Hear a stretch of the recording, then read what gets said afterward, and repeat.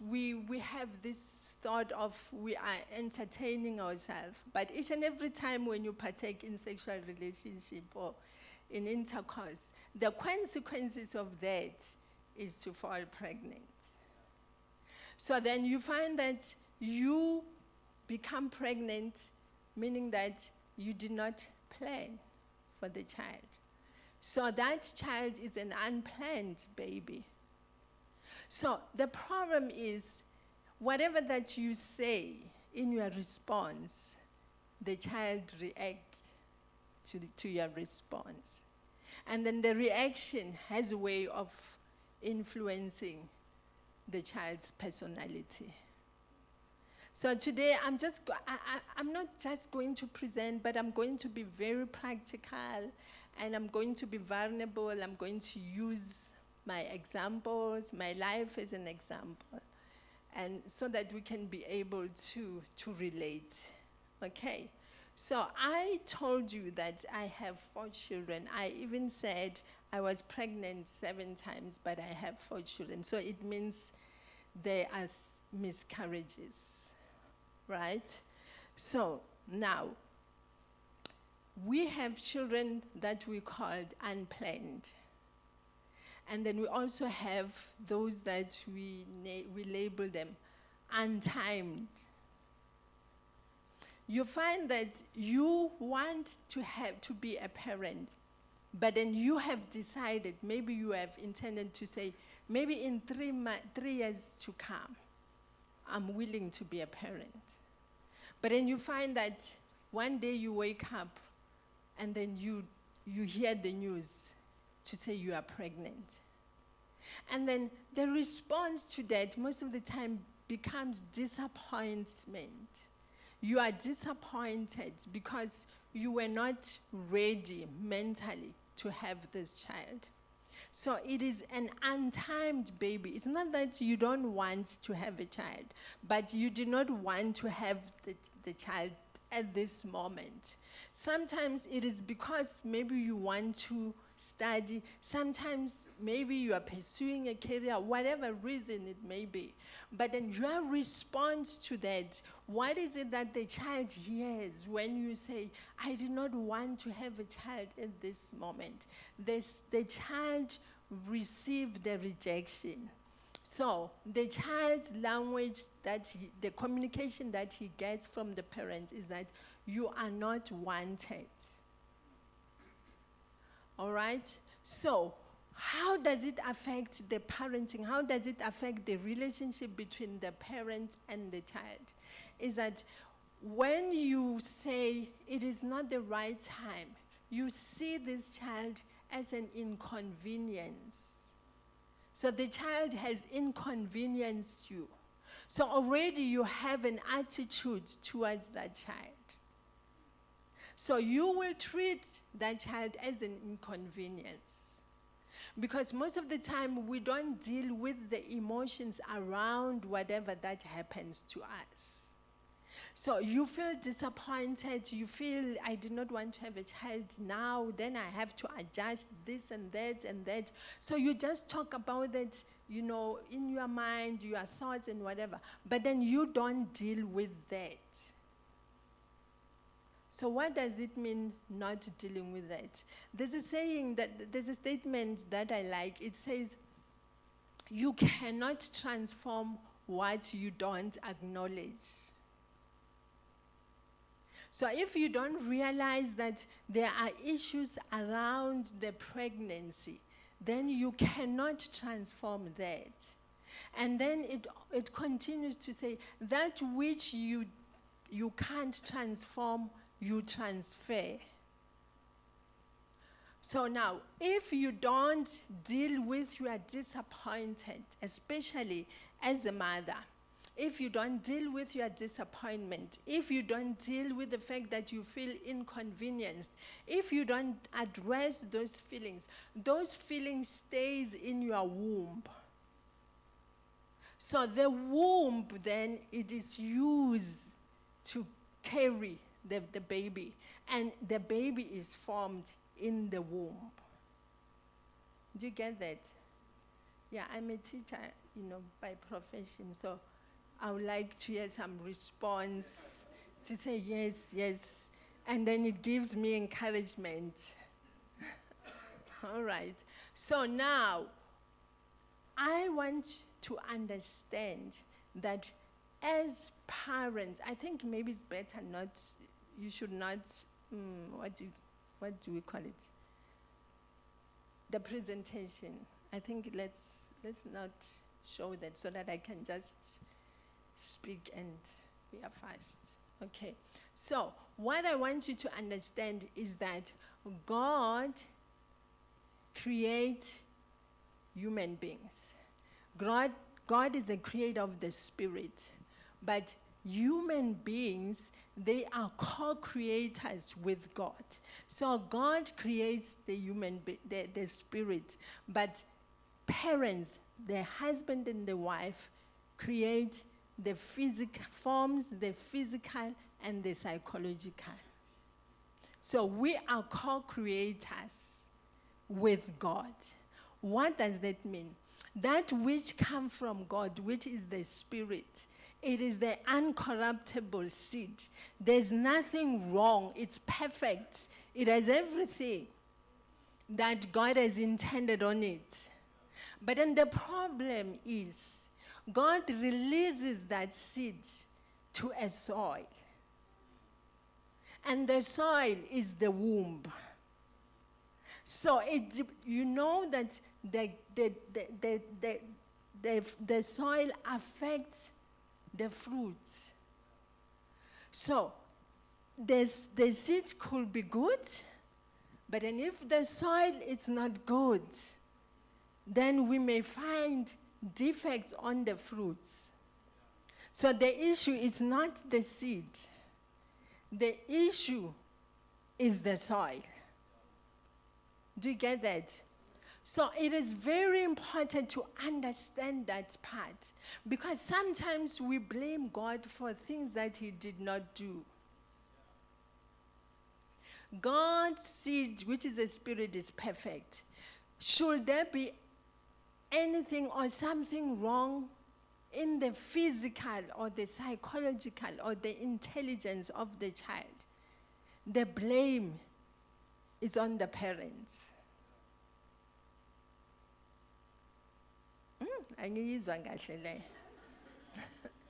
Right. As a woman, when you conceive a child, it is very important to pause and realize that your life has changed. You are carrying a human being. And God has ordained you to co-create with him. Whatever that you do during these 9 months, it's going to affect the seed that you are carrying. So your emotions are very important. Because if you feel sad, the baby feels sad. If you feel neglected, the baby feels neglected. If you are angry, the baby feels angry. So let's take you are depressed, and then the news that you receive that you are pregnant brings anxiety and depression. So what is happening physically is that the systems of the body communicate to say this person is anxious and this person is depressed, this person is on the flight mode, so we need to help this person. So what do? There's all the system shuts down except one system that has the power and the ability to create adrenaline. Now, what does that mean? It means you define the development of the cells for your baby. So should your baby comes and then they say, later stage, they say, the brain of the baby is small, and then remember, it is you who contributed towards that. It is not God. Do you get that? Right. The food that you eat as a mother is important. It it affects the development of the child. But the emotions are more important. The words that you speak, they are very important. So same applies to the male part. The way you handle your wife during pregnancy is very important. So during that time, as women, we need to realize that is the time that, Lord, we are carrying something precious. So we need to handle it with care. We need to take care of our mental health. Our emotions, we need to be well. Because if you don't deal with those things, you are going to transfer them. Did you understand that part? Right. So let's take maybe you conceive a child, a baby through crisis. Maybe you were abused. Maybe you were raped. And then you conceive the child. That child is going to be affected as long as you don't deal with the emotions. All right? Right. So, let me give you an example. I have 4 children. After I gave birth to the second born, it was my birthday, and God gave me a promise. He said to me, as a birthday present, you are going to be pregnant and you're going to give birth to a girl. I already had 2 boys. I was excited. After a few months, I discovered that I'm pregnant. And I was like, oh, my goodness, he even gave me a name to name this baby. Right? 4 months down the line, I discovered that I'm bleeding. Then I was concerned. Then when I went to the doctor, they transferred me to the hospital. And at the hospital, they said, no, but there's nothing on your womb. And then when they checked, they realized that it's an ectopic baby, that the baby is on the tube. So they had to cut the tube, and then I lost the baby. The promise, the baby that God promised me. So you can imagine, I was disappointed. I was angry. I was, all those emotions. But then 5 months after that, then I became pregnant.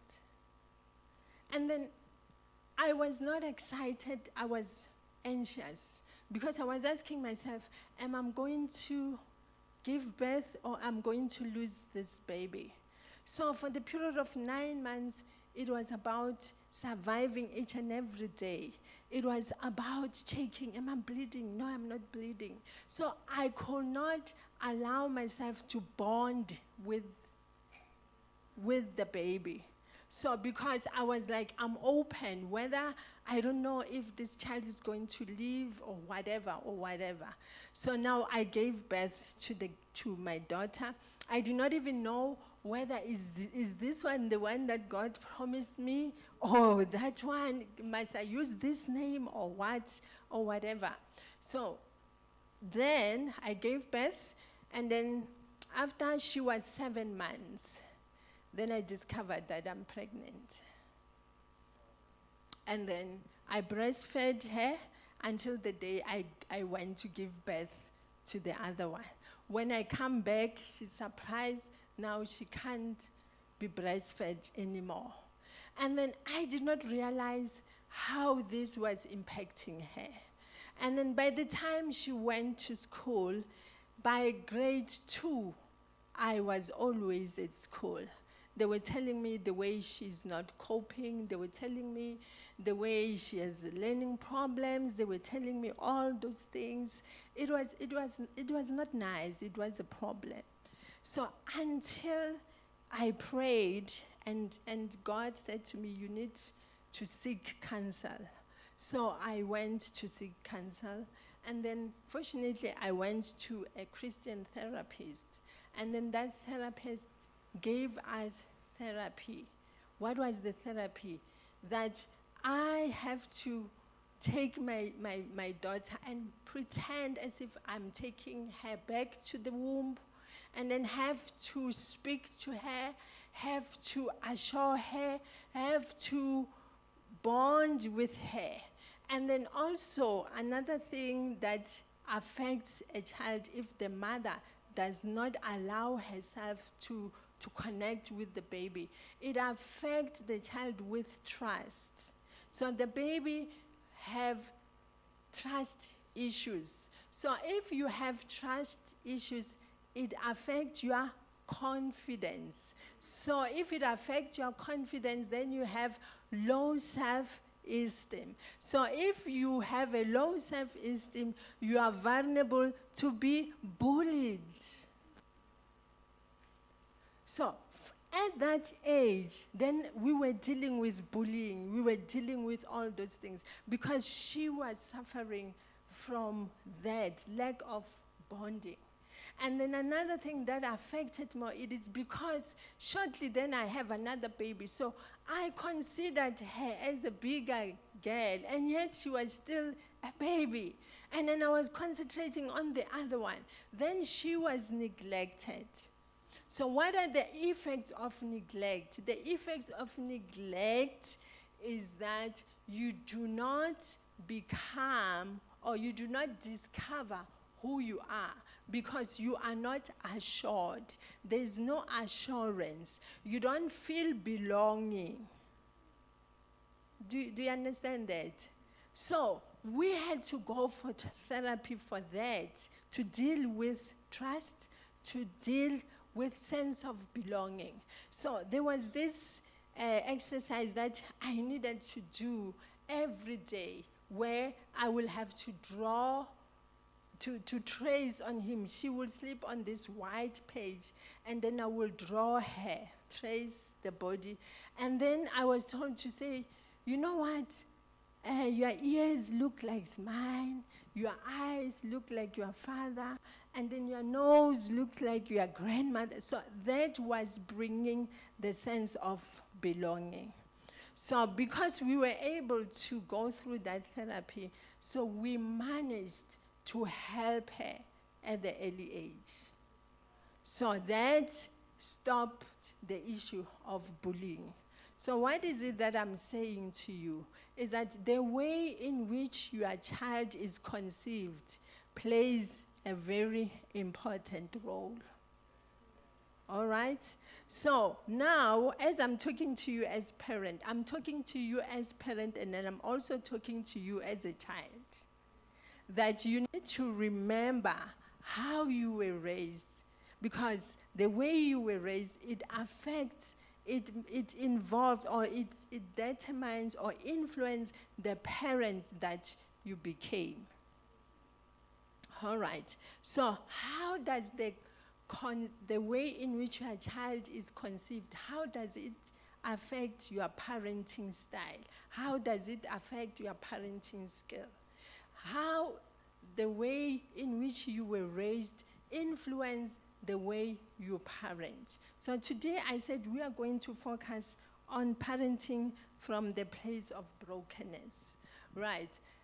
If you were conceived and then your parents were not ready, maybe they were not married, maybe you find that your mother became pregnant by somebody who rejected her, and then this man left her, and then she was supposed to raise you, and then maybe she was supposed to go to school, and then she could not go to school because she was pregnant. So according to her, this child, you are the inconvenience. So you are inconveniencing her. You inconvenienced her. Maybe she was supposed to go overseas. Maybe she was supposed to get promotion. She was not able because of being pregnant or whatever. So you are an inconvenience. You denied her to get certain things. So whenever she looks at you, she sees you as somebody who has brought a blockage for her future. So obviously your relationship with her is not going to be a beautiful one. So remember the statement that I said, that which you do not acknowledge, you cannot transform. So most of the time, we don't find a place. We adjust. We say, what can I do? God has given me the baby, and there's nothing that I can do. But then we don't deal with that, and then it affects the child. All right. So now, how are you going to be parented? You'll find that your mother will be dismissive. What do I mean by being dismissive? Have you ever seen, maybe, I don't know, maybe you have experienced or not. You are a child, you come running, mama, mama, and your mother says, yini manje? Or, ufunani. You understand? So that is being dismissive. And what are the effects of being dismissive? You feel belittled. You feel not heard. You feel not accepted, not allowed to be. You see? So, and it affects the bonding, right? So how does it affect you as an adult? This kind of children who were raised by dismissive parents, we find them is either they respond by having low self-esteem, or they respond by being aggressive. What do I mean by being aggressive? You find that this person, wherever she is, she wants, or he wants all the attention. Because he must be heard. He must be the first one to speak and the last one to speak. He's the one who's asking questions. He's the one who's most of them, they also then sometimes become very argumentative. They want to argue because they want their space. They want to be felt. So they have to prove that they are right. So the other side is that they become people pleasers because they want to do things so that they can be accepted. As they grow up and become teenagers, they are mostly vulnerable to bullying. As they grow up and become adults, they are victims of abuse. Why? If you are dismissive, then you are not assured. If you are not assured, you are not allowed to be. Because you are not allowed to be, you don't find an opportunity of discovering who you are. Then it means you grow up not knowing who you are. Then if you don't know who you are, you don't know what is it that you like, what is it that you don't like, then you struggle.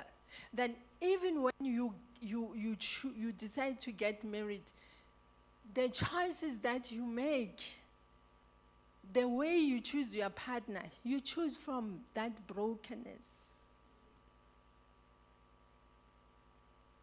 So it affects, it goes a long way. All right? So now,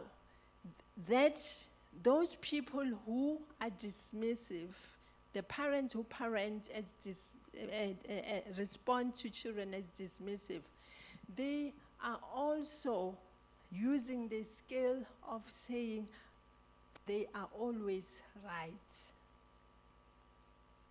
They are parents who they don't see children as human beings. So they impose themselves. They make decisions for their children. They don't allow children to develop in making choices for themselves. They are overprotective, as the same way as they are dismissive, they are overprotective.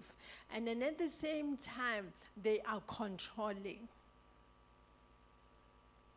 All right? No, you're not going to wear a brown thing, you're going to wear white. You're not going to wear a short dress, you're going to wear a long one, all those things. So when you control your child and you make decisions, so remember, parenting means to train a child to develop into a well-being, a well-mannered and having good morals, being able to stand for yourself. But then if you don't teach them to do that, then you create, or you are forming, or you are training your children to be dependable on you. All right? So that is the problem. So if a parent chooses become controlling, then the children feel helpless. And then they are denied to find themselves. And then you must also understand that the most important years of a human being is from 0 to 5 years. After 5 years, you are conditioned. It's very difficult then to can help you to unlearn what you have learned. It has to take you being willing to work on yourself and being intentional in changing and realizing that you have conditions that they have affected you.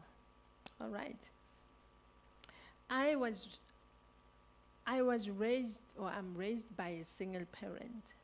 My father passed on when I was 13 years old.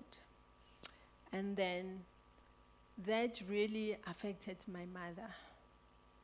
And she struggled with handling grief and mourning. And I was I'm the firstborn. And then I had to take responsibility from there.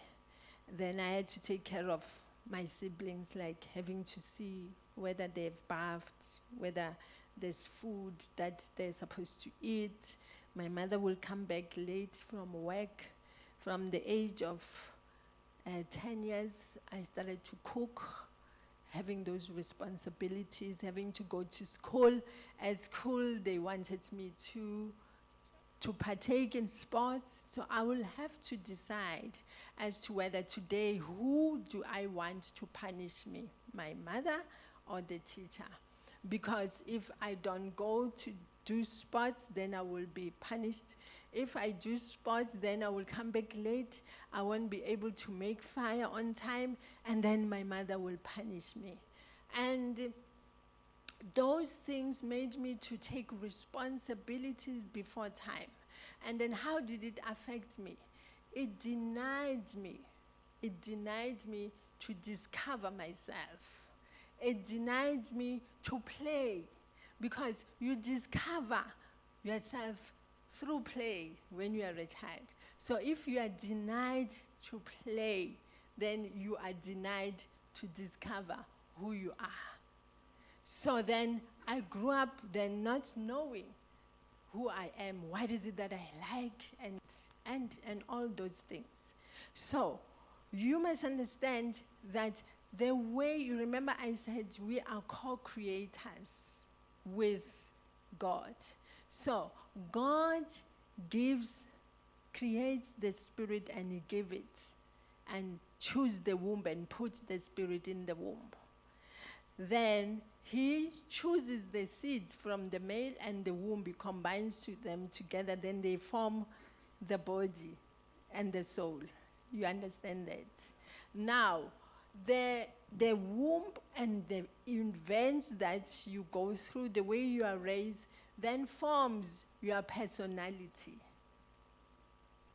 Right, so in your spirit there's your character that is God-given, that it's not, nothing can change that. If you discover your character, you can improve it by developing it.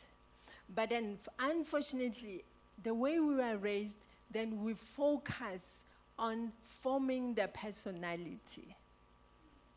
Do you get what I'm saying? Do I make sense to you guys? Right. So now, the personality, in simple words, is your conditioned self,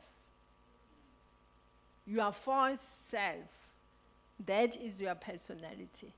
And unfortunately, we see ourselves according to our personality and not according to our character. Do you understand that? So I said parenting has to be intentional. What is God's intentions about parenting? It is so that parents should discover. You remember the scripture that I read, that it says, dedicate your child unto God and then train him in the way that he should be, so that whatever that you teach your child, he will not forget. But then the problem is we are training the personality. Then the character lays latent, like it's staying dormant, it's sleeping. So it's possible for you to die without being awakened to who you are. So it is our responsibility as parents to realize that, to say, God has given you a gift as a spirit, and you put that spirit, and each and every spirit is purposed. Now understand? I just hope you understand me. I know I'm saying a lot of things, but I need you to understand why brokenness is such an evil thing if we don't deal with it. Because if we don't deal with it, we will transfer it. But then God wants us to transform, to change it, to stop this. You get that? Right. So you already know that I'm an elder sister to Pastor Stella. So we share both parents. You see? And we were raised in the same environment and raised by same parents. But then we are not the same. Because of what? Because of the character. Do you understand? We have different characters. So now, if you are awakened to your character, then you have greater chances of overcoming your brokenness or your conditions, which means your personality. Because your character is a defining factor. Do you understand that? Right. So me and Pastor Stella, we did not respond the same way to the same environment we were raised, even though it's the same environment. Do you get that? What was the difference? What is the difference? The difference is the character.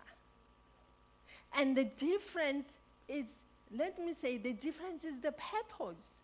Because the purpose is the one that determines the character. Because the character is given because of the purpose.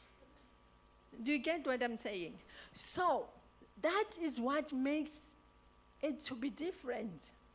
So from a young age, I was very drawn to people. And unfortunately, I was drawn to people who have mental issues. I loved them so much. And then I will bring them in the house, and then I will want them to bath, and then they will get so irritated. But I will get so fulfilled when I see this person bathed and then make a cup of tea. And this lady, she's still alive, always will come, few minutes when we are supposed to go to church, and then we'll end up being late, but I will cry and say, please, can she bath? And then I will feel fulfilled. And then I was always drawn, even at school, I was always drawn to those people who are not treated well. Do you get what I'm saying? And then I was not aware that those are the signs of who I am, my character. To say, what is my purpose? What is it that I'm here for? And then from the youngest age, Pastor Stella will always reason, ask questions, which you never thought a child could ask those kind of questions. But then she always wanted to bring change in the house, and it will question the status quo in the house. And my mother will be so frustrated, and she will say, hey, wena man, you, and then she will say words as if she's complimenting me. She'll say, hey, Stella, wena wa karata, meaning, hey, Stella, uyahlupha, wabona? And then my nickname is Snowy, and she would say, Snowy, akahluphi, wabona? So it was a compliment, but then that compliment was destructive to me. Because it is as if I was hearing to say, if you ask questions, uyahlupha. If you know what you want, uyahlupha. Then because I did not want to hlupha, then I will take whatever that I'm given, whether I want it or not. Because I want to be a good girl. Because angifuna ukuhlupha. So that's why I'm saying that the words that we speak, remember, they are conditioning our children. So whether it is negative or positive. So when my mother was saying, Snowy angakarat, Snowy akahluphi, it was a good thing. But it was saying to me, don't ask questions, suppress whatever. Don't say I don't want. Don't say no. And then those things, they made me not to know what is it that I want, what is it that I don't want. Do you get that? Right. So, but then, even though that builds my personality, but because God had a purpose, once I discovered my purpose, then I was able to transcend and deal with my conditions, the things that has conditioned me, and overcome. Do you get that? So same applies to Pastor Stella. She was able then to identify her character. And I still believe that it was her character that made her to rise up and see that she is called for this. So now, what is it that I'm saying? Is that as parents, we are called to help our children to discover their character so that we can help them to build those characters instead of continuing and training their personality. Do you understand that? Right. So if you parent from your brokenness, we have something that we call it, we say parenting with an intentions of correcting, corrective parenting. What does that mean? Your intentions for parenting is to correct the mistakes that your parents did to you. All right? Then you say, my mother did 1, 2, 3, I'm not going to do 1, 2, 3. But then it's the same conditioning. You are not parenting based on this child's character. You are parenting from a space of saying, my parents did 1, 2, 3, therefore I'm not going to do 1, 2, 3 to my children. Then there's also that we call it rebellious parenting. So what is rebellious parenting? Rebellious parenting it's a way of parenting which you say, whatever that my parents did, I'm not going to do. You are rebelling to that. They did this, I'm not going to do that. They did that, I'm not.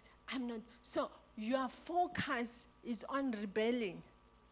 Your attention is not on discovering the children that you are raising, discovering their character. You are making sure that that which your parents did to you, you are not doing it. All right?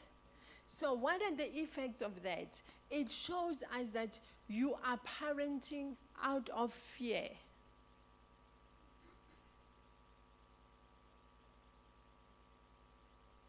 So, where there is fear, there is no love. So, fear and love cannot be at the same place. It's impossible.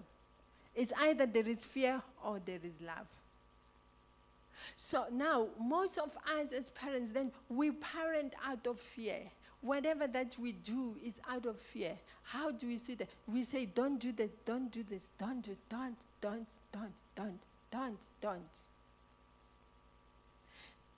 Because we are trying to protect our children from what we have experienced. And we say we don't want them to experience what we have experienced. All right? And then how does it affect that? Is that another thing that you need to understand is that as a parent, you are growing, you are changing. And then your parenting has to change as you grow. Because you are raising children who are growing. Do you understand? So the way I parented my firstborn, I gave birth to my firstborn when I was 21 years old. My secondborn, when I gave birth to my secondborn, I was 27 years old. So I'm the same person, but I was different because I have matured. When I gave birth to the thirdborn, I was 34 years. To the lastborn, I was 35. So I went through lots of phases. So I've gone through a lot of things, and then they have affected my parenting skills and my parenting styles. So as a parent, as you go through life, you parent also through your crisis. I parented through the crisis of being bankrupt. I parented through financial crisis. And then it has its own effects. And then it affects the child because you have to keep on saying, we don't have money, we don't have money, we don't have money, we don't have this, we don't. But then at the same time, we say we are trusting God, we are praying. But our language is different. When you eat, hey,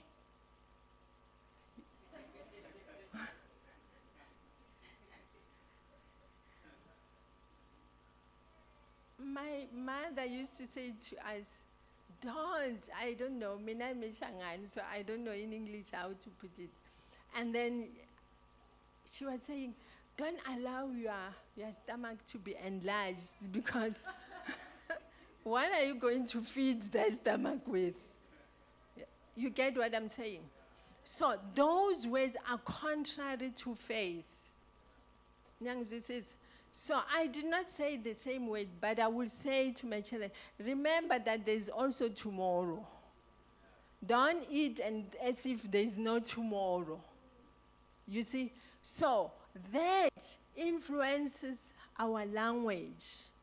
And then remember, a child learns through seeing and hearing. You don't train your child and say, yeah, come and sit down, now I'm training you. Now, the words that you say, they learn. The words that you speak, they learn. Your actions, to say, during financial crisis, how do you handle yourself? What do you do? So by doing that, you are busy teaching your children to say, this is how you handle a crisis. And then you need to be careful as a parent to say, during the time of crisis, don't parent the crisis, but parent the child. You understand? What do I mean when I say that? You find that there are parents, you find that your child maybe becomes pregnant. And then you are an elder at the church. And then you say to your child, we have to do something with this pregnancy. So you are parenting the crisis, you are not parenting the child. So you want to take care of the mistakes of the child by shielding it, by making it to disappear, not realizing that you are busy training a child. At the end of the day, should something happen, you will be blamed. If that child, you take the child for abortion, and then the next thing, she can't conceive later, it will backfire. So you have parented the crisis, you did not parent the child. Nyangzwisisa? I don't know. Do you have questions up to so far?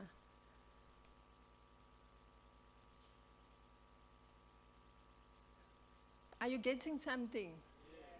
Are you not lost? It's still parenting. Yes.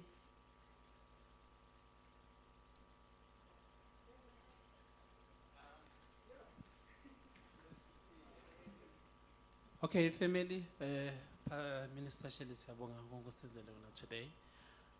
But we want to take question after you've done everything. Yeah, I think it's gonna be easy because of time and everything. So we'll take like a round of questions and then allow you to answer them. Okay. I will do that, but then my thinking was, if you ask question, it was going to give me an opportunity to explain more, because then I will be directed. I don't know. So that was my thinking.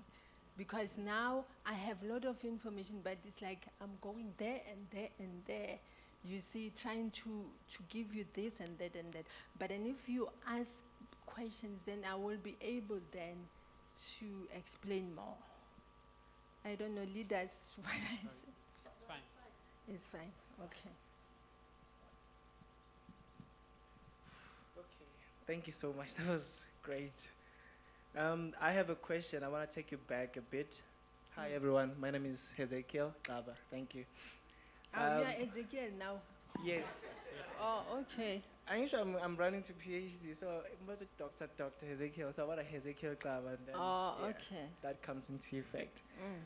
All right. The question that I have is, I'm taking you back to the woman that had a child, no? And okay, let me just personalize it so I can take out the question very well. The mother of my child, I have a child who's 10 years. Then, yes. So what happened was her pregnancy was in obscurity, and the family did not want us to disclose of it.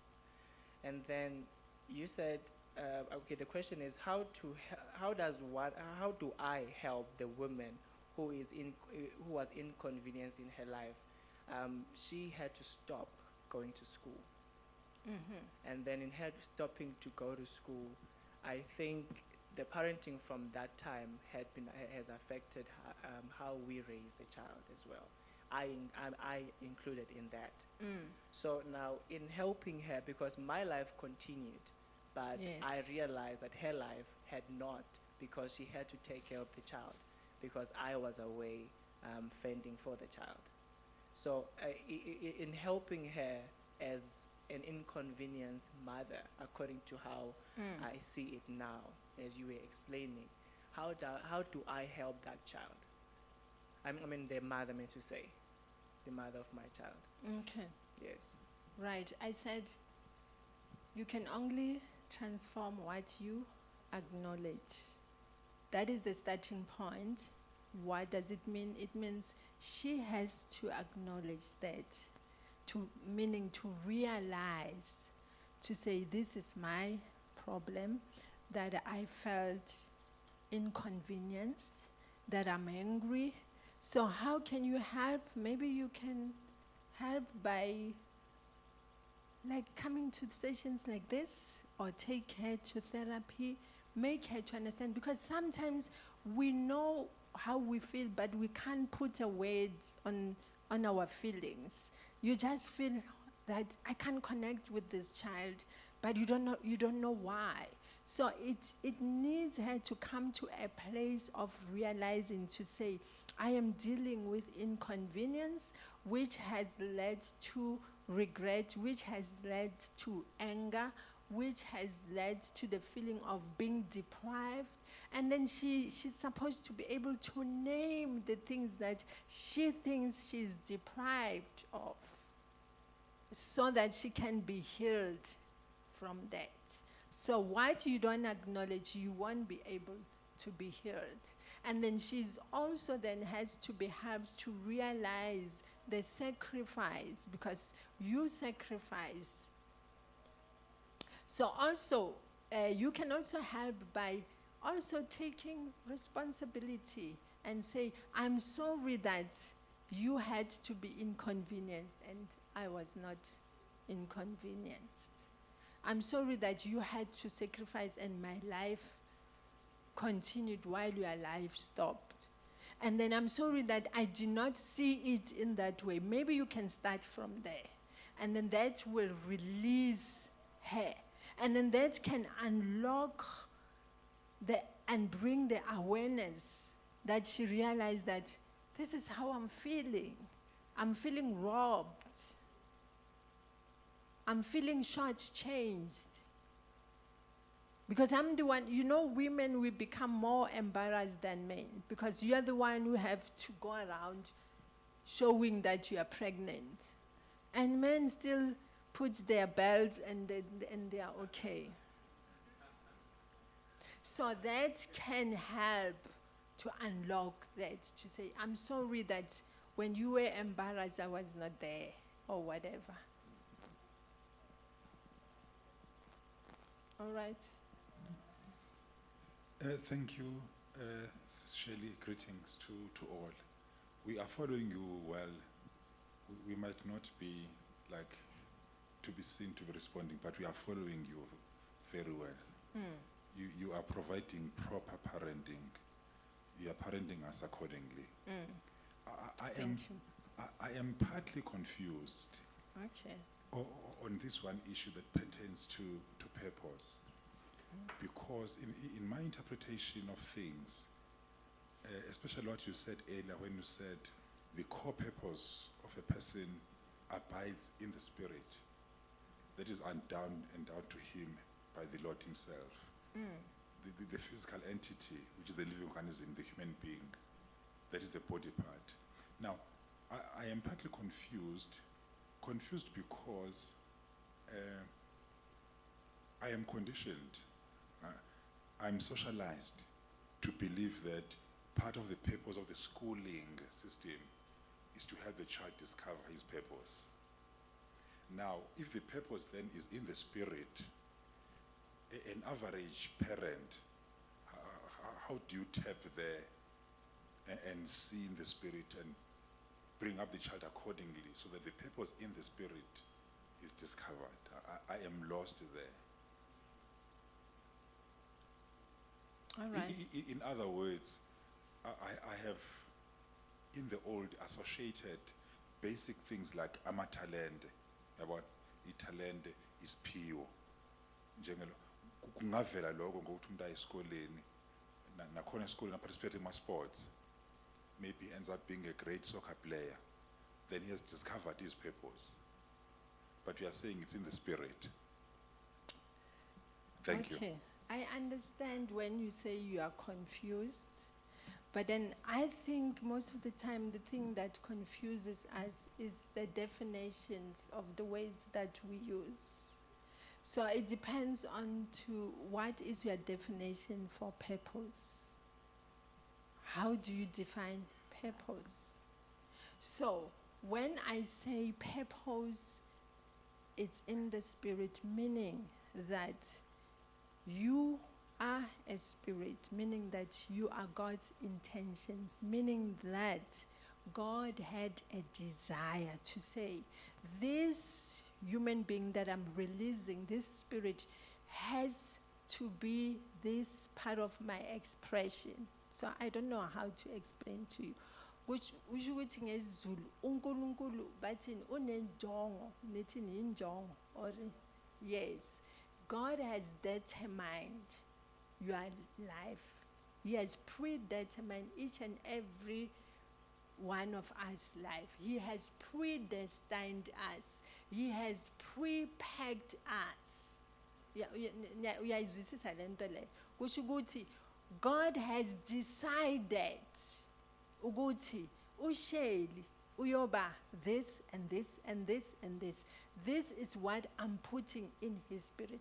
God has decided that with an intentions of saying that he has created a system which is the family. Angithi God's intention.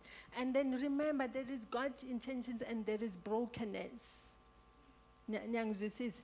Is set up ye family. It's not according to set up yakaNkulunkulu. But yeah, now whatever that he does things according to his setup, according to his ways. That's why he says, my ways are not your ways. They are not like your ways. My ways are higher. So he put everything in the spirit. And then he released the child to the babe, to the family, to the parents. Mara, you find that umntana lo ufika to a broken family. Nyangizwisisa, where sometimes they don't even know God. But that does not change what God has done. Nyangizwisisa. So I said the most important years zomntwana is from 0 to 5. Nyangizwisisa. So as parents, we need to inform ourselves with that kind of information. Right, there's a stage, Baba, but a terrible 2. Nyayazi le stage said terrible 2. That is a defining stage because during that year is the year where a child starts to show who she is or who he is. But then the problem is, as parents, we are not observant because we don't know we are supposed to be observant. So during those years, umntana is like he's unpacking who he is. So you get that information as a parent when you are observant. Then you say, oh, I observed this, I observed it. Then you have to train that child based on what he's expressing. Manje, you identify that. So when you identify that as a parent, you build that child from there. So utshela umntwana, awuthi kumntwana, wena mawukhula uzoba yini? Utshela umntwana, uthi ukuya ngoNkulunkulu, wena uyi this, you are good in this, you excel in this, you are passionate with this. So you are directing the child, and the child listens to you. So when umntwana aphuma aya ngaphandle, already the child has heard lot of words. Do you get what I'm saying? So in other words, as a parent, God has intended that when you are told that you have conceived a baby, you are expecting a baby. As a parent, you need to seek God's face. You remember when the angels came to the parents of Samson. Do you remember that story? They told the mother to say, you are going to conceive a child, and then this is what is going to be a Nazarene. You must treat him like this and this. And then the father said, I pray that let this angel come back so that I can ask him, how are we supposed to raise this child? This is the attitude that we are supposed to have as parents, to say, when we are told that we are expecting a baby, we seek the face of God. We say, who is this that I'm carrying? What is the purpose of this child? And God will tell you, and then you will raise. How did John knows that he is the one who is supposed to stay in the wilderness and prepare the way? Where did he get that information? Where did he get the information? From the parents, because God told the parents. So that was John's purpose. That's why they asked John, they came and said to John, who are you? You remember in the Bible, they say, John, who are you? Are you Elijah? Are you the prophet? He said, no. They said, are you Christ? He said, no. Then they said, who are you? He said, I'm the one who comes before him to prepare the way. That was John's purpose. Did I answer your question?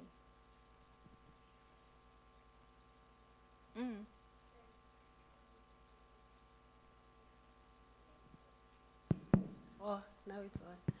All right, thanks, Sis Shelley. And I think I wanted to start my comment on Samson's parent, but you've already touched on that. I think it's building on what Babumkize has just said.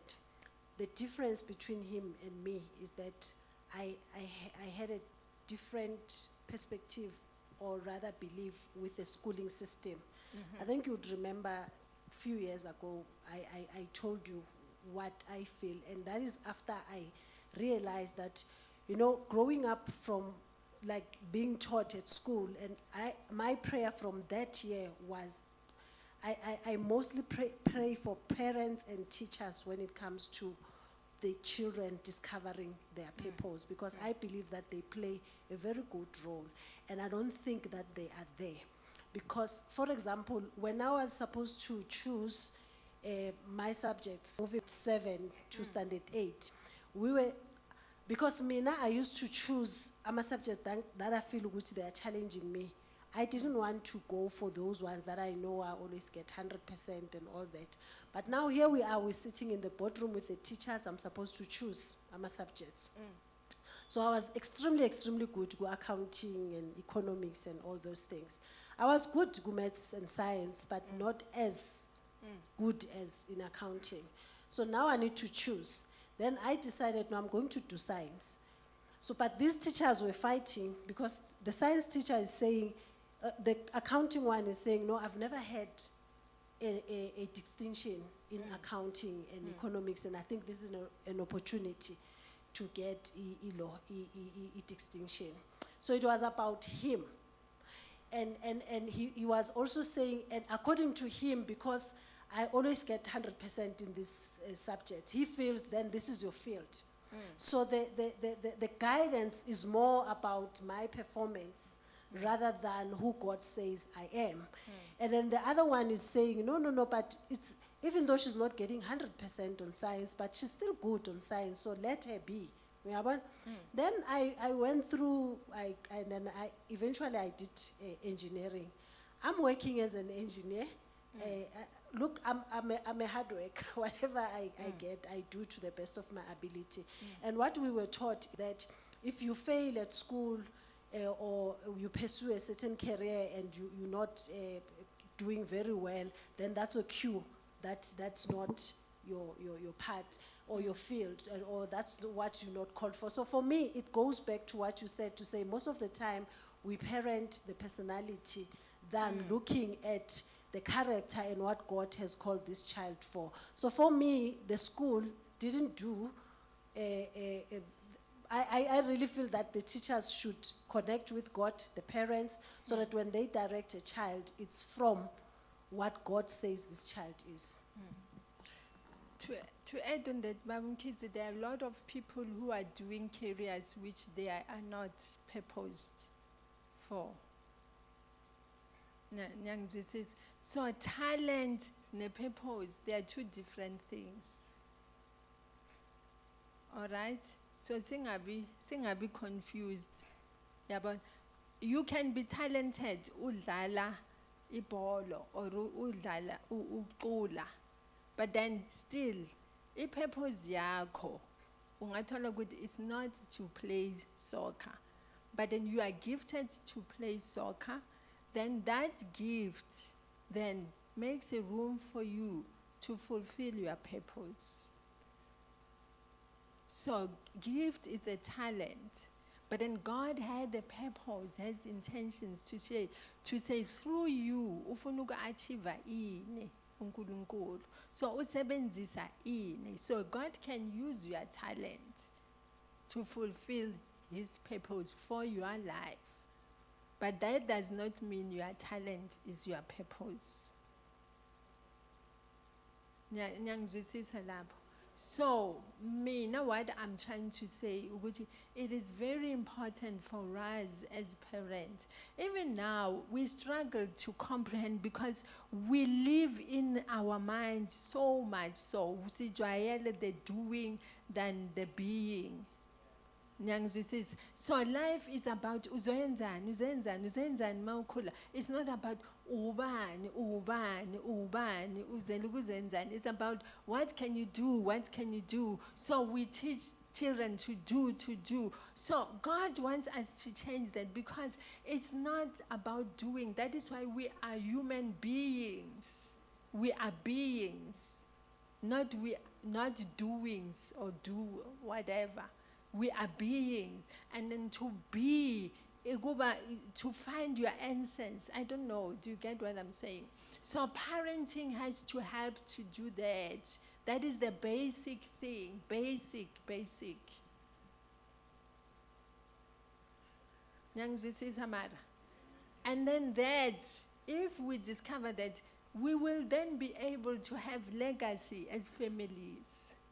Because we are able to identify ukuthi le family yangamnisi bafuze yabantu aba so. But then we struggle to get that legacy because we are focusing on certain things.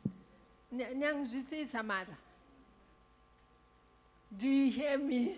Do you get what I'm saying?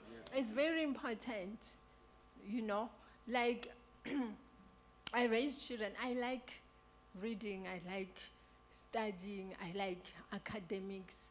And then I raised my children hoping that they will be academics. Little did I know, I did not find out from him, from God. Nyangizwisisa. It took me to have to pray. When I prayed, God started to show me, to say, the family that you are married to, they are entrepreneurs. Look at the history. When I look at the history from the great-grandfather, they are people who have never been employed. They work for themselves. They are entrepreneurs. But then because I wanted them to be like me, so you don't even see what they are talented in, because you are not directing them. You want to live through them. That which you did not achieve, you want your children to achieve.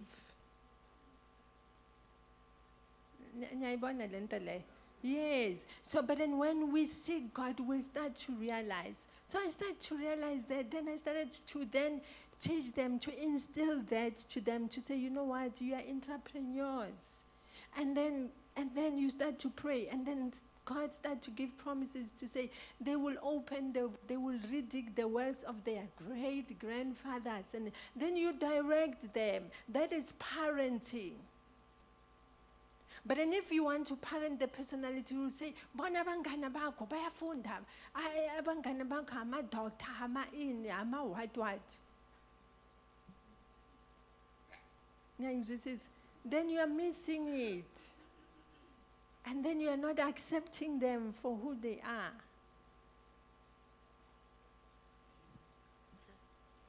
We have another question? Yeah. Okay. Greetings, everyone. Greetings, Minister Shelley. Yes, I think my question is similar to the previous questions that have been asked already, but let me ask it anyway. My question was, how then, as a parent, do I ensure that I do not parent the personality, but parent the character? Basically, what I'm asking is, how do I ensure that the character shines? How do I expound the character of the child that I'm parenting? Thank you. All right. How old are your children? No, they are still very young. Do you know how old they are? The other one is going to turn 4 in August, and the other one is 3 months old. Okay. You see, 4. I said the most important years is what? 0 to 5.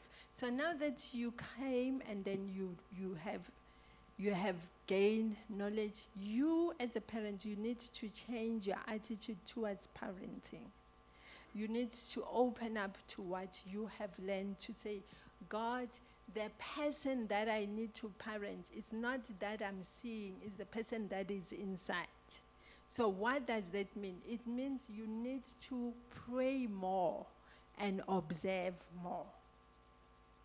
You pray, you observe. Look at your children. What is it that they like to touch? What is it they like to say? You will see it. Look, when I look back, I could realize that there was my character, there was my purpose, and I was not seeing. I was a very talkative child. When somebody come to visit at home, I will be the one who's receiving those people, and then I will say, hey, did they give you food? Did they give you something to eat? My mother has hidden some cookies somewhere, and then you must stay and then ask her. She will give you, those cookies are nice and whatever. And I will talk, and my mother will be so irritated because of the way I used to talk, because I liked to talk a lot. So, and then I will be punished for talking a lot. And then when I started teenagehood, I became an introvert. Was I born being an introvert? No, I became an introvert. So, because the conditioning came in. But then as I grew up, I realized that this is not who I am. So can you imagine? So if God has purpose that I should speak, surely that's why he made me to love talking. Nyangzi says, but an introvert cannot talk, cannot reach out. And at school, I thought I would be a journalist.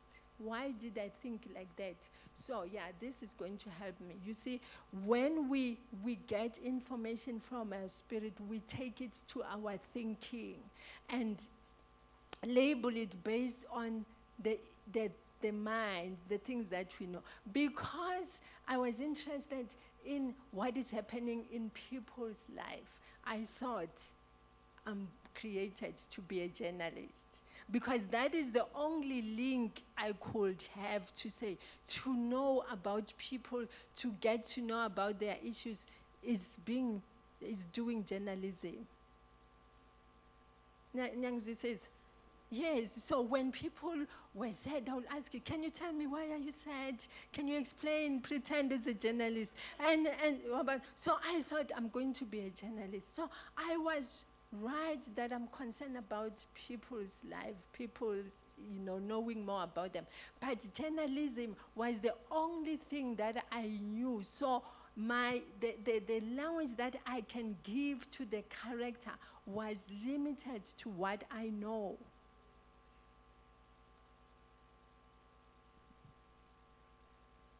Nyangzi says,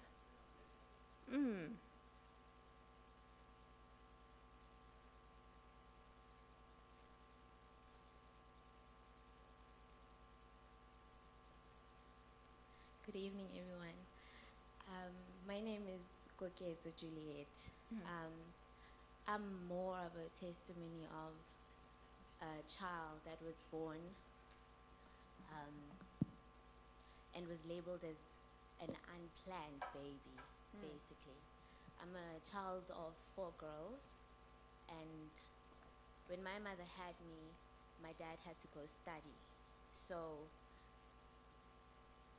as I was growing up, the word, you're unplanned, you're a mistake, anyways, were words that were thrown around, very sheepishly, But, and then I knew that I loved people and I loved interacting with people, but to a certain degree, I could not express myself the way that I wanted to. So I resorted to writing a lot, so I had a lot of diaries. But what I also realized is that it created in me a lot of anxiety. Oh, sorry.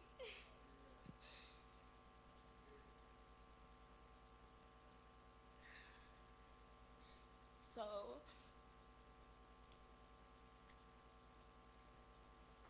yeah, it's okay. So question now is, I just recently got married, and thank you. I recently got married, and there is a part of me that fears to be a parent because of the fact that I do not want any of my children to feel the way that I felt when growing up. And I can really relate when you say that you try and find comfort in other ways by being an overachiever and, you know, doing a lot of sports and, you know, being there for people, you know. There's a saying that says, check up on the strongest friends that you have. Because I ended up being that person that comforts the people that feel the way that I feel. And it created a bit of a drift between me and my mother. As you said, the most important stages are between 1 and 5. And at that time, my dad was studying. But when my dad came back, that is when I started knowing and understanding the love of a parent from my dad's side. But growing up now, I cannot connect with my mom in that level that I would love to connect with her. So how do I then move from that into being a mother? Okay, that's a good question. I like your question. You see, it's taking me to a place where I need to explain certain things. So another problem that affects our parenting skill is when we become parents before you move to the next stage. What do I mean? Like you have to enter womanhood before you enter motherhood. So sometimes you find that you skip entering womanhood, you go straight to motherhood. So now when you become a mother, you did not enter the stage of womanhood. So it means that you become a parent being broken, right? So now you have an opportunity because you have not yet become a parent. So you have an opportunity to transform this, to say, I'm not going to be a parent jumping the stage of being a woman, jumping a stage of accepting myself, because you have to arrive first being a woman, enter into womanhood, and then you have to be ushered into womanhood. What does it mean? You have to be assured that you are a woman, that you are a girl, that you are loved, that you are a daughter. And then that will give you confidence then to enter the motherhood. So what is it that you can do? If your mother is she still alive? Yes, you have an opportunity to can acknowledge so that you can be able to transform or to transform so that you should not transfer it to your child. So I also had an opportunity of having a conversation with my mother, the conversation that was necessary, that was needed, that you can go, now you are adults, you are an adult, you can talk to your mother to say, Mama, 1, 2, 3 happened, it made me to feel like this, and then it affected me in this way, and then it makes me to feel like this. And then those conversations will allow you to have a place of realizing the damage or the effects that has caused in you. Because anxiety that you have, it's simple, comes from the fact of not feeling belonging. You don't feel belong. So it makes you maybe sometimes to feel as if literally, it's like you are hanged, like you are just somewhere. You don't have a base. You don't have a place to land. Do you understand? So you need to deal with that so that you can be assured, and then so that when you walk, you know where you belong. That will help you to enter into motherhood with confidence and being heard. So I'm saying you need to have a conversation with your mother. But then when you talk to your mother, avoid accusations. Don't accuse her. Just say, Mama, I'm struggling with 1, 2, 3. And then I've realized that it's because of 1, 2, 3. So I realized that I need to be helped. Help me to deal with this. Maybe she can ask, what is it that you need me to do? Let's just say, I need to have a relationship with you. Can we start all over again? Can we have an agreement? What is it that we can do to build this bond? Because it's very important. All right? Good evening. We've got a question and a statement from our online guests. I'd like to get to it. One is from Faith D. It reads as follows. You mentioned something about focusing on character and personality of the child. Can't recall exactly what you said. If you could kindly repeat that, please. And then we've got... Repeat what? Let me handle one question at a time. Repeat.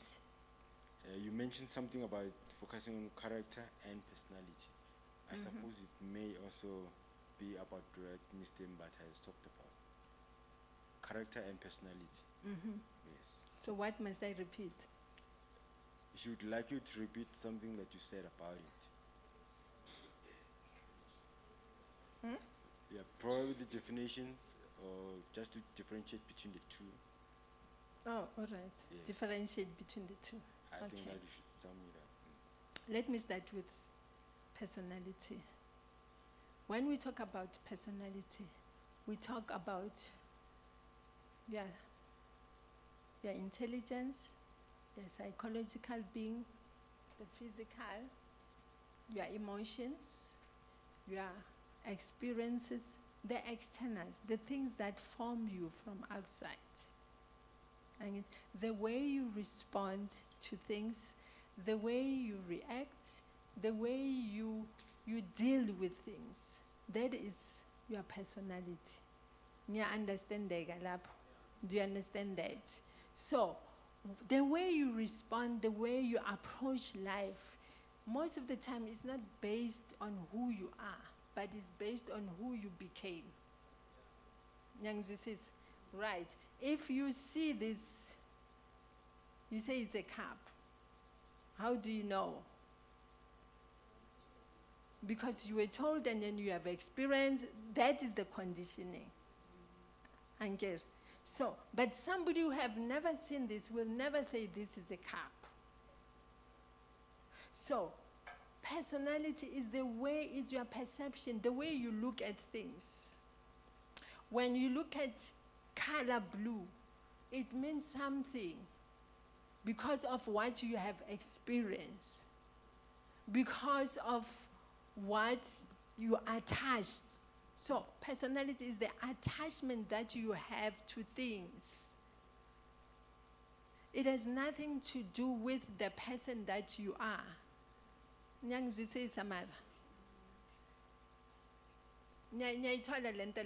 It is influenced by the way you were raised. I can't wear black and brown. So, when I see somebody wearing black and brown, I have an attitude towards them. Why? My mother taught me to say, you can never mix black and brown. So, I have an attitude towards people who wear black and brown. Does it mean there's something wrong with black and brown? No. It is because of the way I'm conditioned. So it affects the way I see. When I look at brown, I want to see what are you wearing? Is it black or what? Once you are wearing black and white, then I class you to say you don't know how to match or to, you see, so it affects, it's your attitude towards things. That is the personality. It has nothing to do with what God has created. Nyayizwisisa? So, personality, it's not God-given. It's man-made. Niyayibona into efana leyo? Mara, character, you can't change that. Character, yini? Character, when we say a character, we mean God's intentions. I reason le uNkulunkulu aze decide ukudala. The main reason why God created you.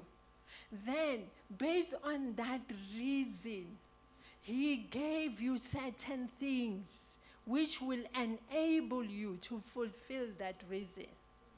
Sometimes I make it, I use a car to explain that. The body of the car is the personality. The engine of the car is the character. Amen.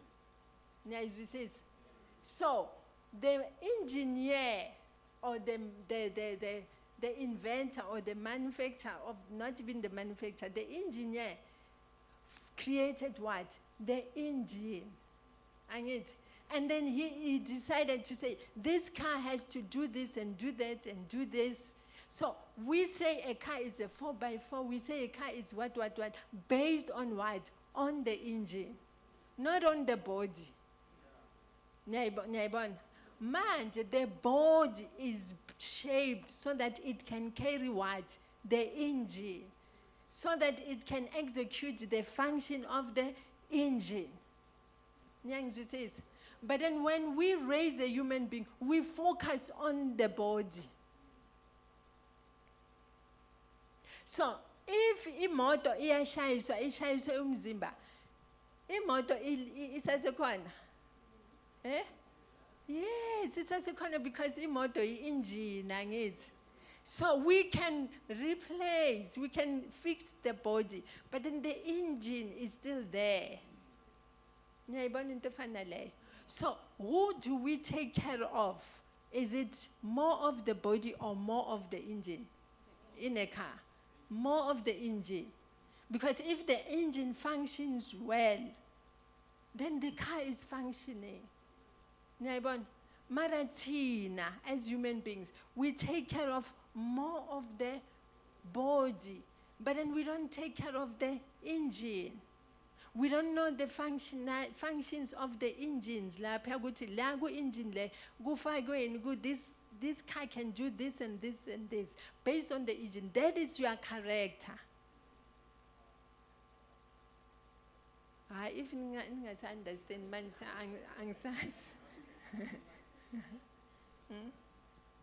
I understand the difference. So you can polish the car, but if you don't put water and oil, the engine, it won't function well. So,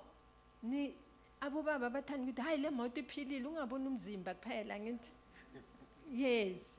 So that's the way God wants us to be. Masiphileni, take care of the engine, understand the engine. So the body then will be able to function. God.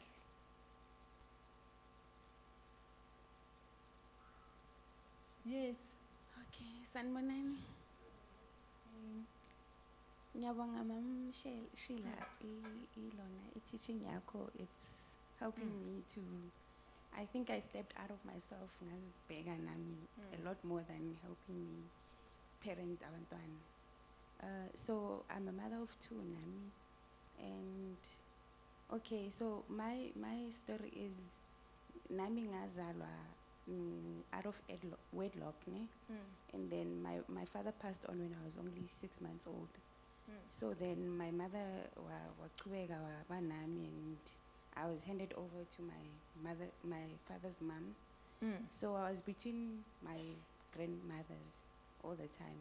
During the week, weekends, So now, my children, I've got a 14-year-old daughter and a 12-year-old son.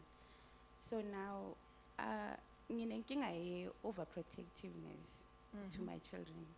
I don't like taking them to my mom, or I don't want help. I feel guilty. Everything needs to be done by me. So even with our father, we are struggling with that a bit, because my boundaries are they're like, I don't want him to take them there or do this now. Or, I'm so overprotective of my children. I also to let my guard down and to allow other people to help.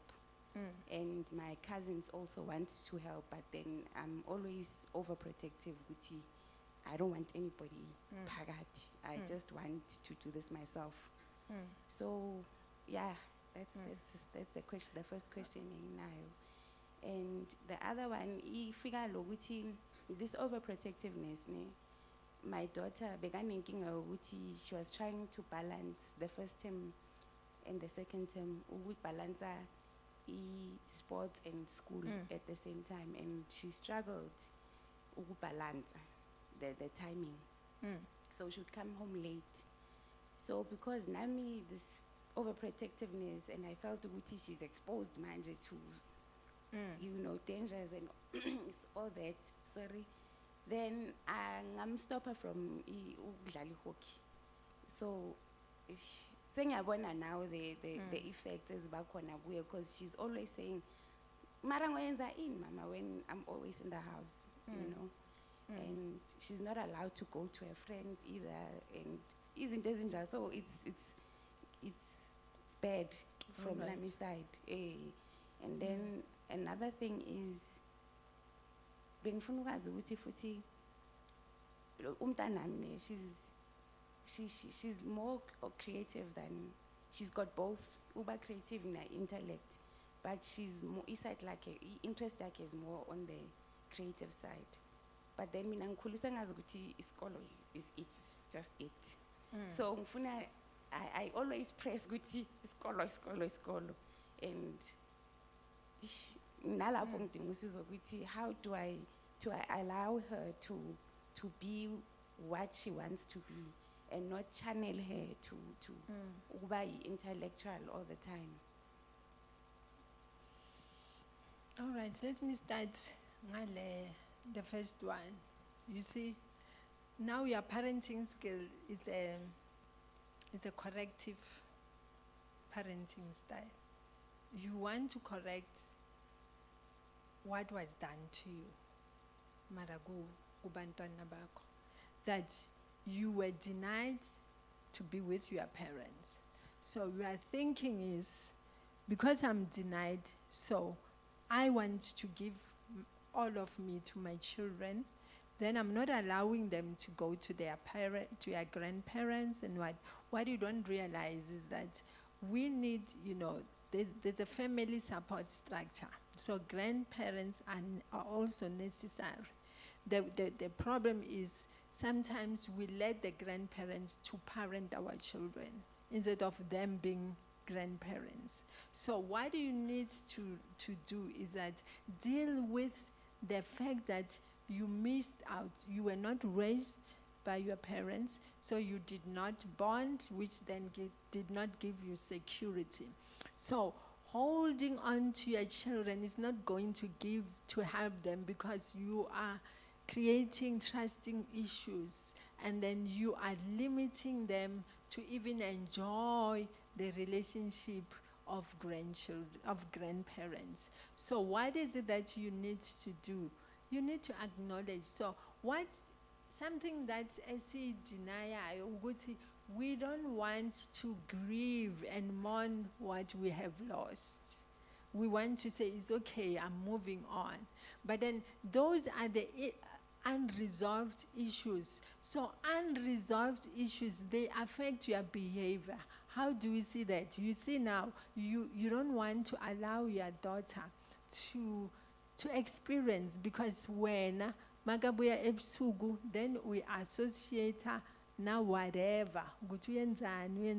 It is because of unresolved issues, unresolved emotions. So you need to realize to say, as a parent, I've been denied.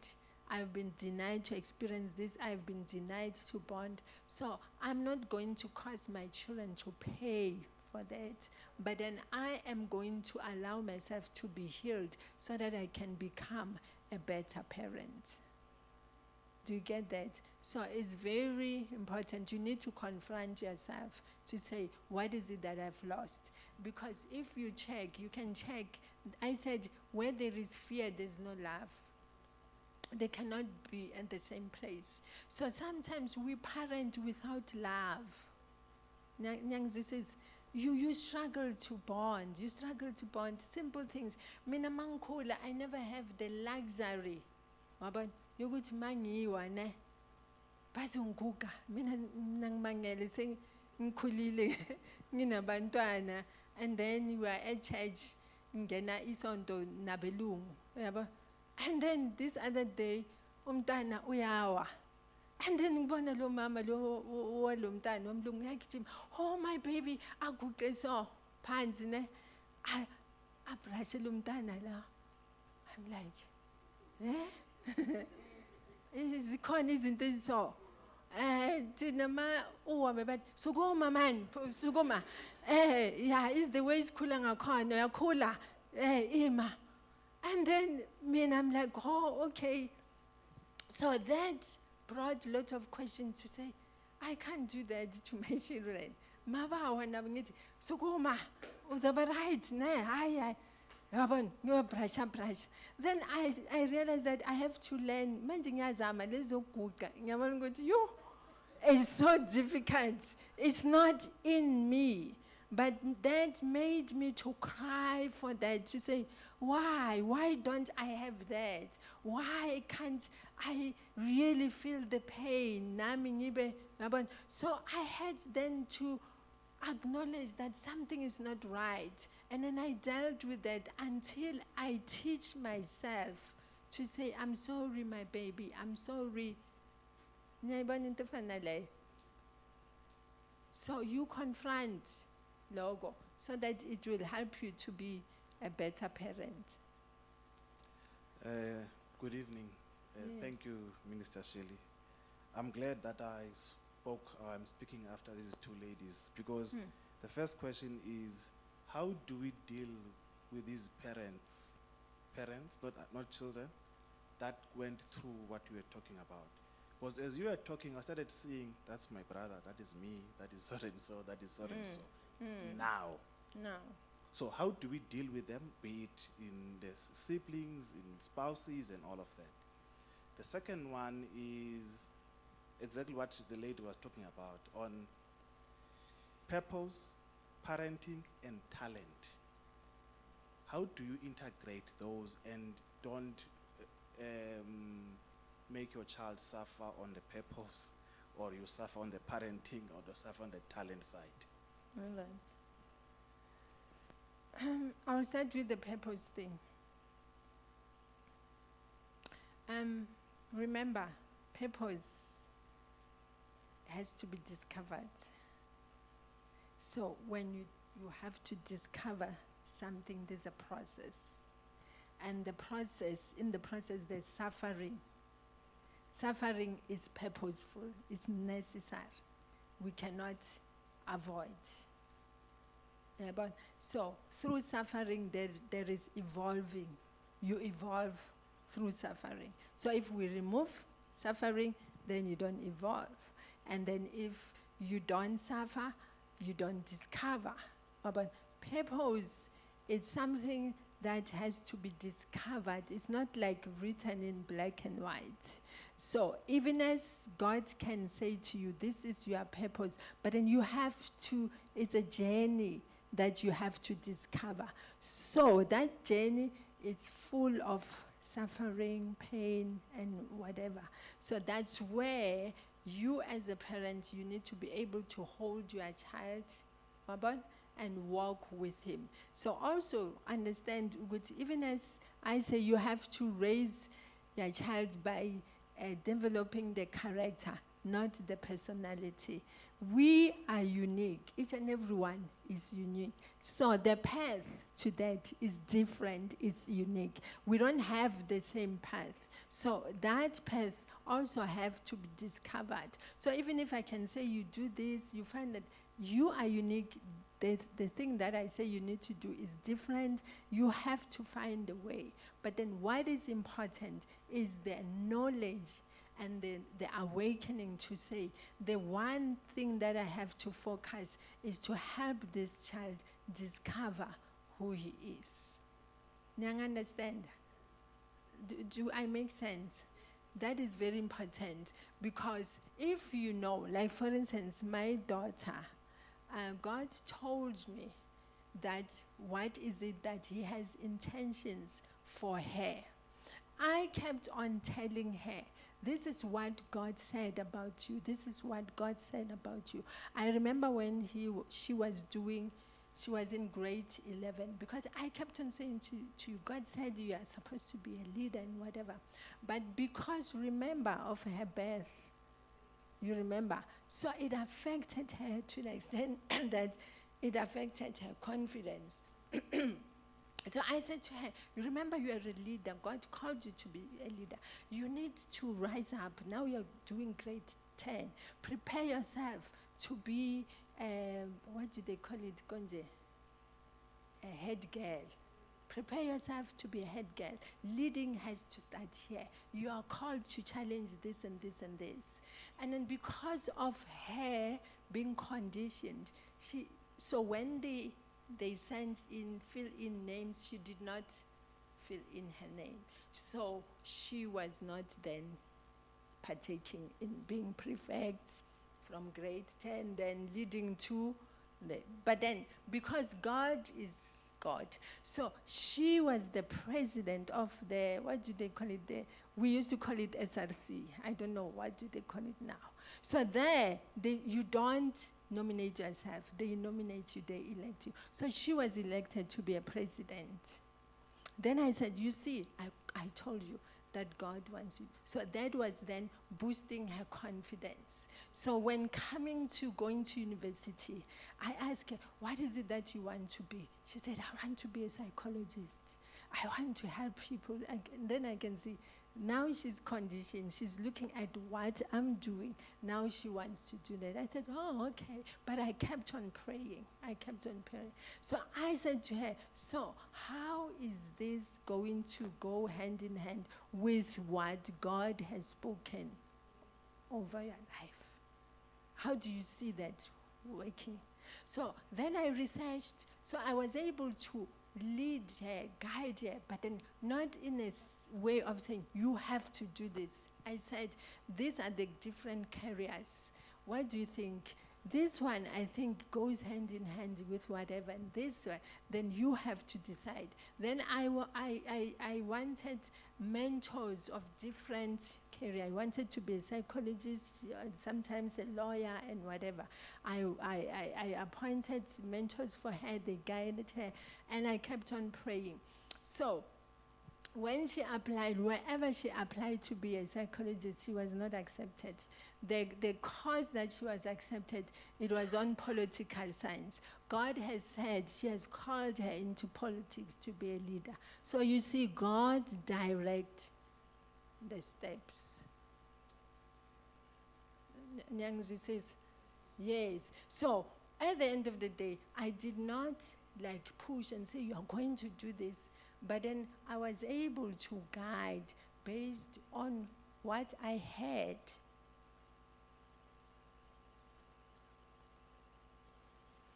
And then what was the other question?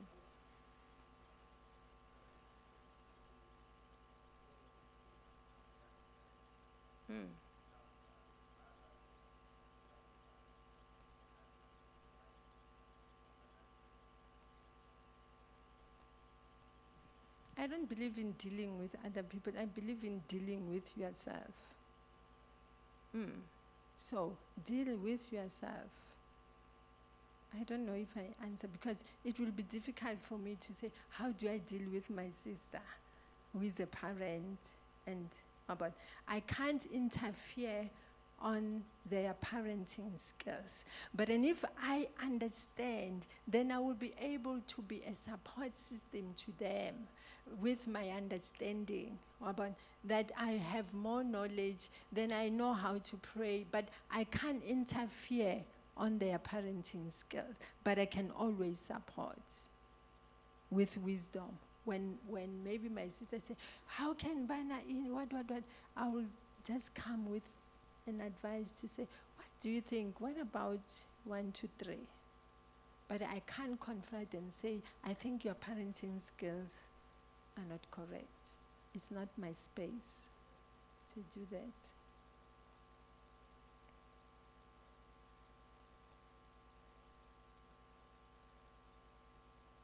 All right. So, I chose to lay foundation to understand where do we start, what influenced our approach towards parenting. I know that maybe you are expected to hear what do you deal, how do you deal with teenagers and what and whatever. But then I believe that this is the foundation. If you need to understand, to say, what makes me to parent like this? What makes me to approach my children like this? What creates a barrier between my children? What causes you not to be approachable? So those things, they will help you. So once you deal with that, then you will then be able to handle the different stages. I said something to say, if you did not pass a womanhood or manhood, it's going to be difficult for you to be a father or to be a mother, because you still have a child who is crying inside of you. So how can you parent somebody while you can't attend to the cry of that child? So meaning that you are limping, and then you are trying to do something which requires you to be whole so that you can be able to parent. So I'm sorry for those who are disappointed to say I did not touch those areas, but then I have intended to say, it's no need for me. It won't help if we touch those areas, but then we don't deal with the foundations. But then if you realize that I'm this person because I became this kind of a parent because of this, then once you sort this, then you will be changing your attitude, you will be changing your approach, you will be changing your perception, you will understand differently, and then you will be desiring to work with yourself. And once you work with yourself, your parenting skills and parenting style will change. And then you will be able to handle teenagers and whatever. Why do I say that? One time, my daughter said to me, Mommy, can you please drop me at Menlyn? I'm going to meet my friend and whatever. I was not feeling well that day. I said to my son, to the brother, say, please take her to Menlyn. She's going to meet her friend. And then they went to drop her. So they went, my elder son went with the last born to drop the sister. And then when they come back, so my last born, mothers with their last born sons, you don't touch that relationship. So now he comes back and says, so did you see the friends? He says, yes. And then I said, who was there? Then he started to mention the boys' names. I'm like, I never knew that when she said she's going to meet her friends, she's going to meet also boys. You get what I'm saying? So, you remember I said I was sick. I got healed. I got healed immediately, and then I took a shower. And I'm like, I cannot, how can she say that? She didn't tell me that there will be boys and whatever. I said, I'm going to fetch her now. She's going to come back now. And then as I'm taking my keys to the car, and then I enter the car, and then thank God for the Holy Spirit. The Holy Spirit said to me, who are you fetching? I said, I'm fetching my daughter. And the Holy Spirit said, no, you're not. You are fetching yourself. Because immediately, I was raised in Alexander, where when you go to school, the boys will stand there and say, hey, wazala wena man, wazala. And then you are timid, you don't know what to do. So I'm imagining her being bullied at the mall or whatever. I said, I'm fetching her. And the Holy Spirit said, no, you're not fetching her, you are fetching yourself. Go and deal with yourself. I came back, went into the house. I realized that I needed to deal with what I went through during my teenagehood. The way I was bullied by boys, not having a sister to call, not having somebody who will listen to me. I will come back being threatened.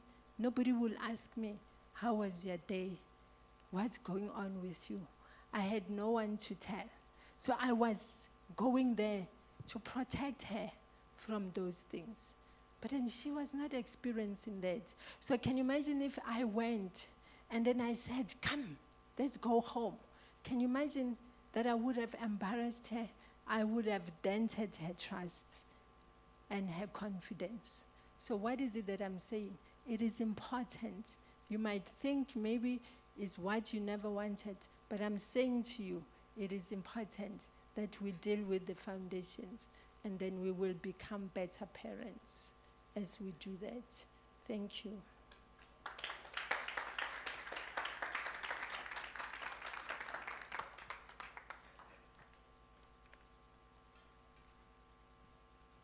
Sibonge amazwi powerful. Thank you, Minister Dismissive, for your powerful teaching, and we are inspired and we learn something.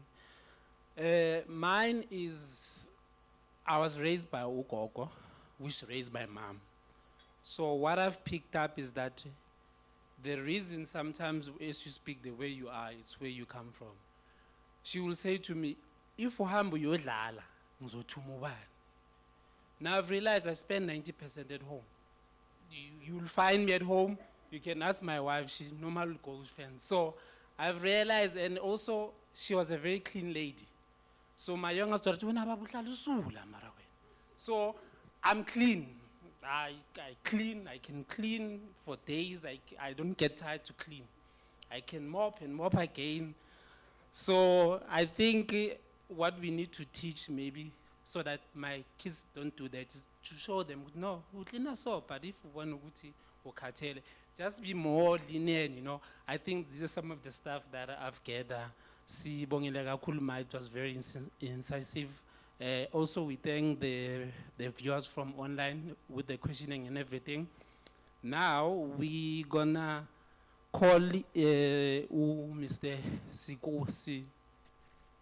Sikwane for the vote of thanks, and then we gonna pray and close. And then when we close, guys, there's coffee, tea, and some scones outside, so you can grab something. But Sikwane, you can come forward, please.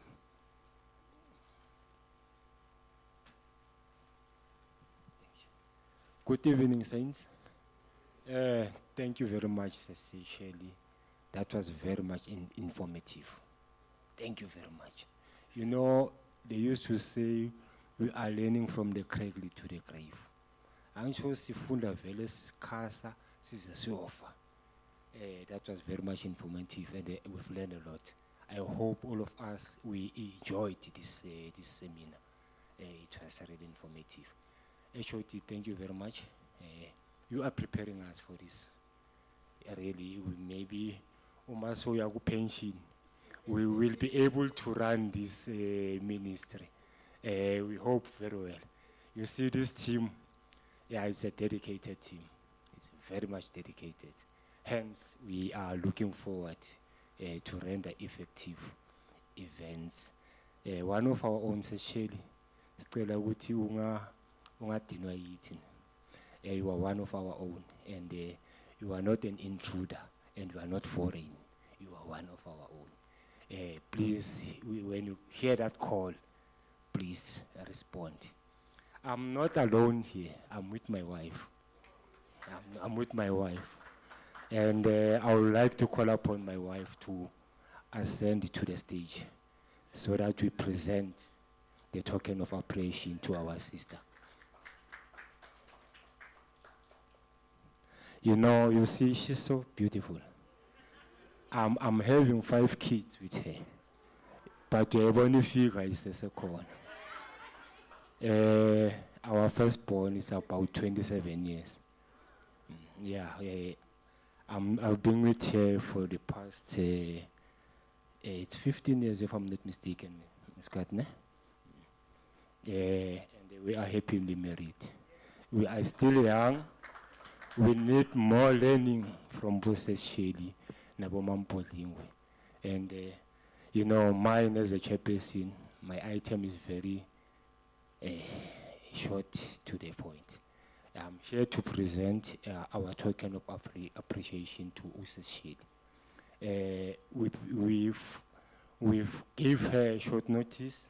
Hence, if you can recall, our event was supposed to be at around the 3rd of June. Am I correct? HOD will correct me. The team will also correct me.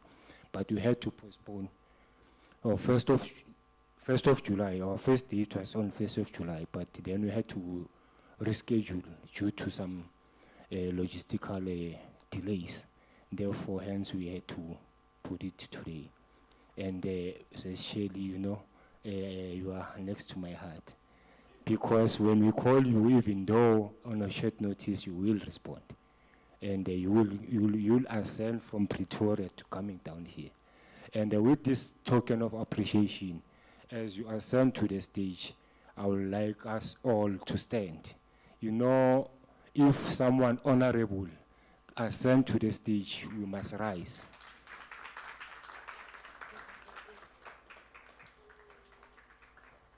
Maybe the camera guys can also show. Thank you very much. We request the photos from the camera guys.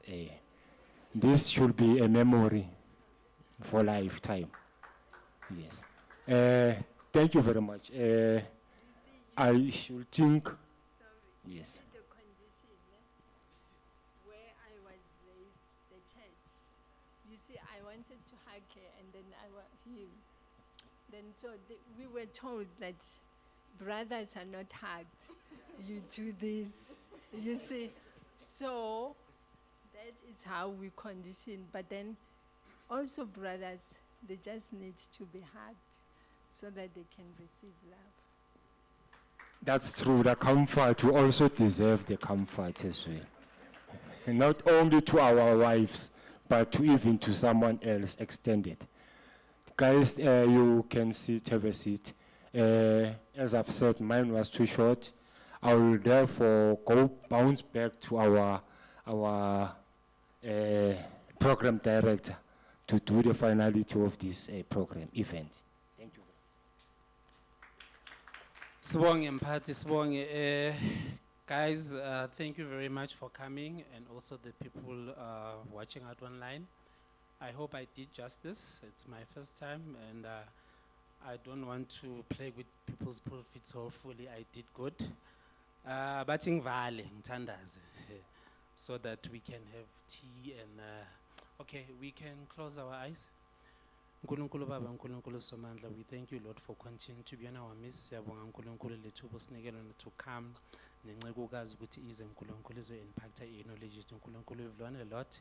Let your Holy Spirit, you know, wisdom be part of us with Nkulunkulu. Whenever we raise our kids, we also take a check on us with what we've gone through. Nkulunkulu siyabonga ukuthi uzosenza ukuthi sibe abaparenti aqotha ama-parent that always seek the Lord's face all the time. Ukuthi Nkulunkulu noma kunzima Nkulunkulu sazi ukuthi Nkulunkulu khona unathi mhlawumbe kusithi inceke esihamba Nkulunkulu iphephize Nkulunkulu mayihamba all the blessing towards her. We really appreciate her coming. Siyabonga konke lokhu ngegama lomfowethu uJesu Kristu sivele siphambane. Amen. All right, let's have coffee and tea and go home.